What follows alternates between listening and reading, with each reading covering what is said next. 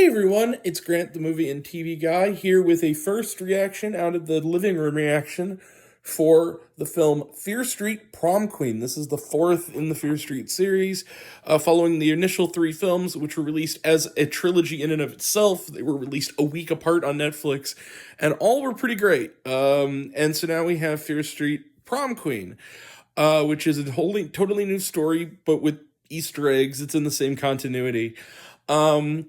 Mostly young cast, new cast, but there are some recognizable faces in it, as well. Not from the previous movies, but, just recognizable in general. And before we begin, yes, this is the weakest Fear Street movie. Without a doubt, this is the weakest one. I still think the best one is probably the second one. That being said, I honestly, maybe it was low expectations. It's considering the fact that a lot of people I know really hated it, like my buddy Luke Ponto gave it a 1 star. It has a 32% on Rotten Tomatoes. I don't think it was that bad. I actually thought it was kind of fun for what it was. And the other thing is, it's short. If you take out the credits, this is like 80 minutes. And it's mostly delivers what it says on the tin. It has a certain slasher charm to it, mixed with teen drama that you expect from the Fear Street series. Not quite as successfully, but it has that kind of appeal to it. But there are flaws here. First and foremost, it kind of is just a slasher movie, whereas the previous three films had a little more subversiveness, and it's actually kind of ironic because one of the main characters, who again is good in this movie like she was in the previous film, is played by Ella Rubin, who I just saw in Until Dawn, which I think did the slasher thing, but did it in a more subversive, kind of smart way. Whereas this one, it is just kind of a straightforward slasher. Also, it's a 90s slasher that is set in the 80s. Yeah, the 80s aesthetic is not used great outside of like needle drops, and very obvious needle drops, and some clothing choices.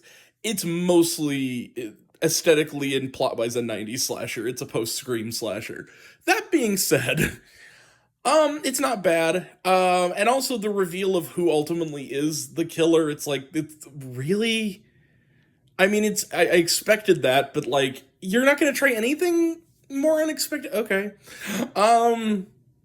But then again, we got some nice drop-ins from the likes of, again, Ella Rubin. We also got Susanna Sun is there for a little bit as one of the characters. Ariana Greenblatt, who kind of has nothing to do, but she's in there.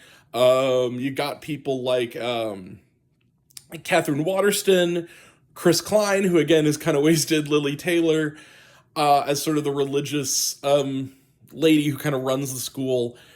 It has a certain charm to it. Am I going to really remember it in a couple weeks? No. I'll remember the other Fear Street movies. This one, it was okay. If I were to give it a recommendation, I'd give it like a matinee. It's not terrible.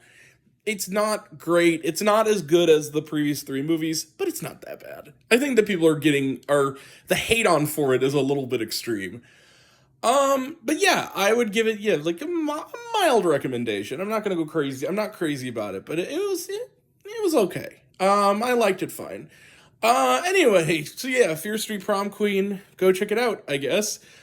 Moderate, the most moderate thumbs up you could possibly give a movie.